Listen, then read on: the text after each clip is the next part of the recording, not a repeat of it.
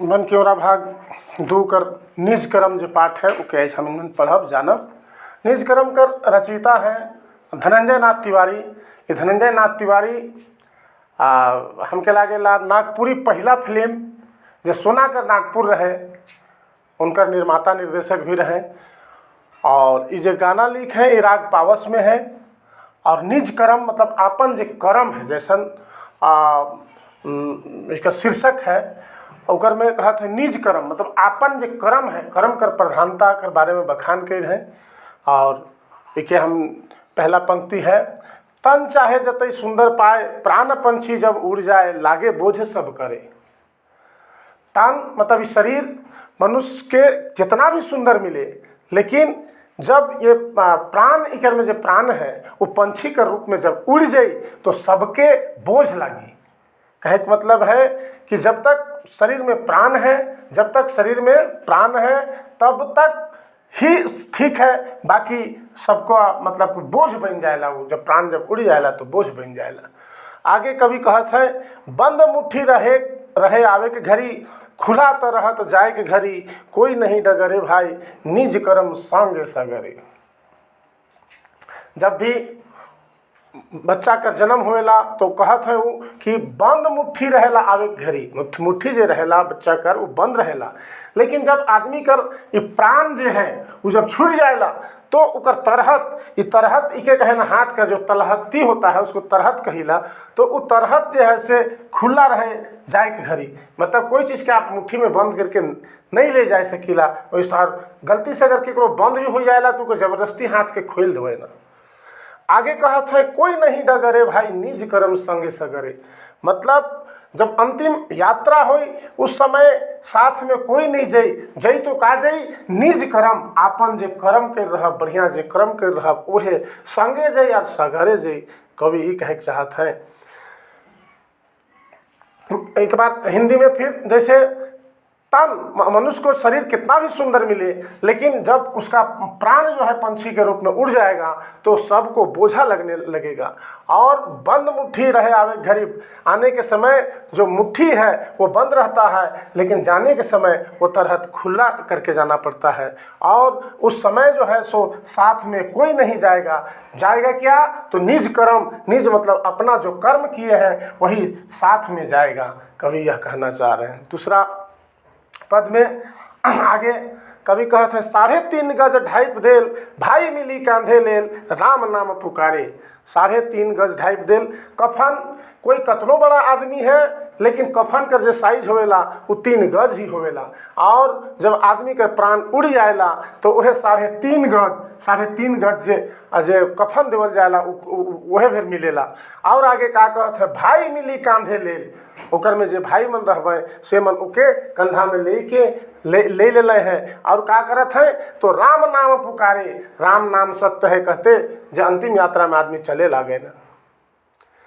फिर आगे कभी कहत है सरहा साइज के तैयार भेल कोई आगे जराए देल। सरहा जे डेड बॉडी के या मराई के जे ले गए ना उके हमने सरहा कहिला उके सज के तैयार भेल उके सजाए देवे ना आ सज के तैयार हो गेलक। आगे कहत है कोई आगे जराए देल और कोई माटी तर धरे भाई मतलब केखो आग में जराए दिल और केखो माटी में कर तरे माटी तर धरे मतलब माटी कर नीचे रख दिल निज कर्म संगे सगरे। तो इकर में यह कहत है कि निज कर्म जो है वह चीज़ जो है से साथ में जई। 3.5 गज ढाइप देल मतलब 3.5 गज का कपड़ा ही मृत्यु के बाद कफन के रूप में आदमी को दिया जाता है। और सब कंधा में लेकर के सब भाई लोग उसको लेकर के चलते हैं और क्या पुकारते जाते हैं तो राम नाम सत्य है ऐसा बोलते जाते हैं तो वही राम नाम पुकारे कहे हैं। आगे कहे हैं सरहा साइज के तैयार भेल। सरहा कहते हैं जो अंतिम यात्रा के समय जिसमें डेड बॉडी को रख करके कंधे पर उठाते हैं उसको सरहा बोलते हैं। वह साइज के तैयार में उसको सजा करके तैयार कर दिया गया है। आग कोई आगे जराए दिल को किसी को आग में जला दिया जाता है और किसी को माटी तर धरे मतलब किसी को मिट्टी में दफना दिया जाता है। और निज कर्म संग सगरे उनका कहना है कि निज कर्म जो है अपना जो अच्छे कर्म है वही साथ में इस दुनिया में जाएगा। आगे कवि कहते हैं फेरा लेके जे कसम खाए, झर झर लोर बहाए, गिरे घर भीतरे। जब प्राण पंछी उड़ जाता है तब क्या होता है, हम लोग शादी विवाह में 7 फेरा लेकर के जो कसम खाए रहते हैं कि ज़िंदगी निभाएंगे, लेकिन वो भी साथ नहीं देता है, नहीं दे पाते हैं। देखिए, फेरा लेके जो कसम खाए उसका क्या हाल है, झर झर झर लोर बहाए, मतलब उसका आँख से जो है सो आंसू झरझर झरझर बह रहा है। और क्या हो रहा है, गिरे घर भीतरे, मतलब घर के अंदर ही वह गिर जा रही है, ऐसा कहना है कवि का। आगे कवि कहते हैं, पुत्र मुखे अग्नि देल, 13वां जब बीती गेल, पगरि सिर परे भाई, निज कर्म संग सगरे। पुत्र मुखे, पुत्र को ही मुख में अग्नि देने कर देख कर परंपरा है। 13वां जब बीत गेलक, सब जो भी परंपरा के अनुसार से जो भी कर्मकांड है वो 10वां 11वां 12वां और 13वां तक सब खत्म हो जाएगा। खत्म होल कर बाद में पगड़ी सिर धरे भाई, पगड़ी मुरेठा बांधे ना मुड़ी में सेके कहे ना, लेकिन पगड़ी जो है वो सम्मान कर भी द्योतक है, तो उससे ले पगड़ी तब तक नहीं लगाएला, कब तक, खाली 13वां तक। उकर बाद में फिर उकर बेटा भी पगड़ी जो है से सिर में धर लेवेला। इस तरह से कवि कर कहना है कि निज कर्म संगे सगरे, मतलब कोई साथ नहीं देवा, जई तो का जई, ये निज कर्म जई, अपन जो कर्म है वह संगे और सगरे जई।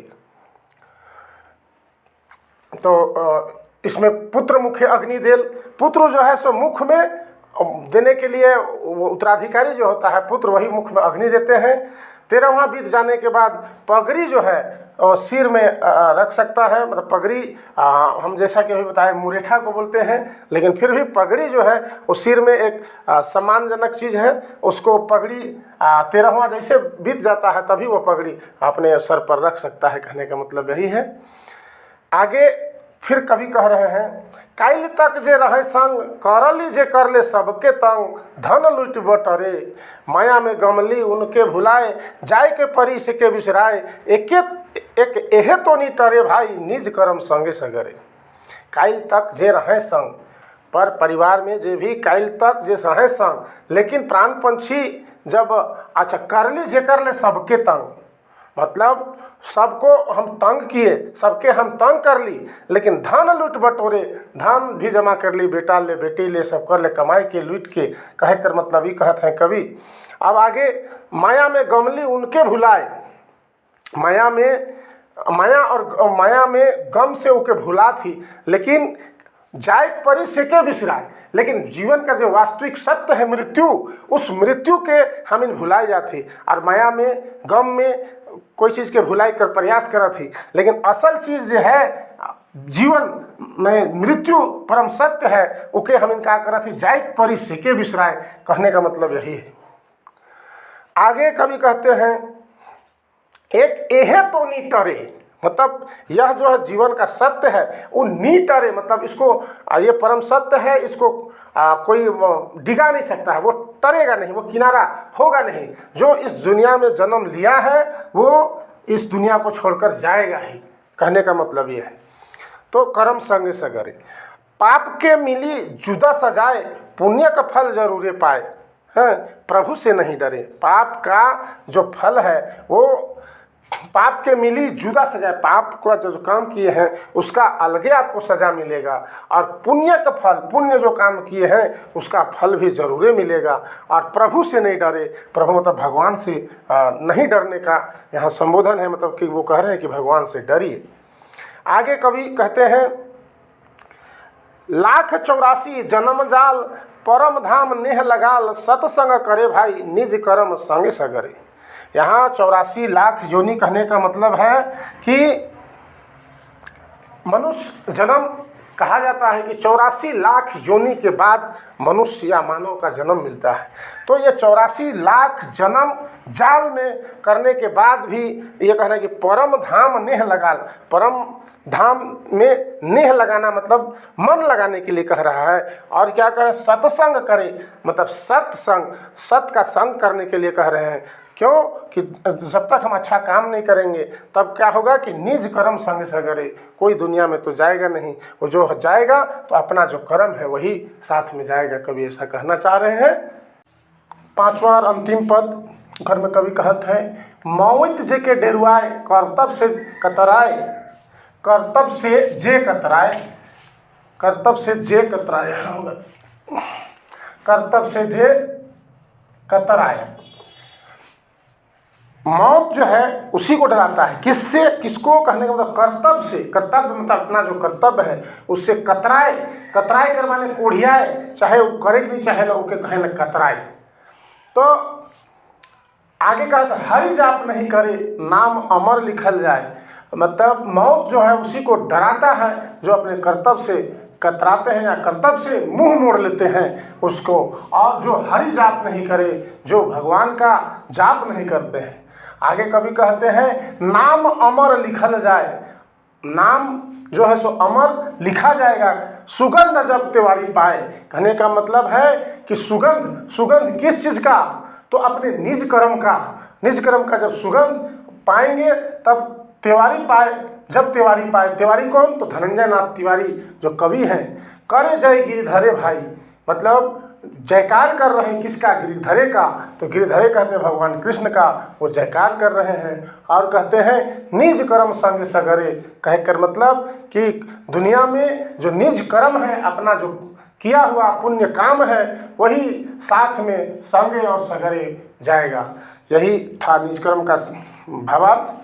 हमको लगता है आप लोग समझ गए होंगे।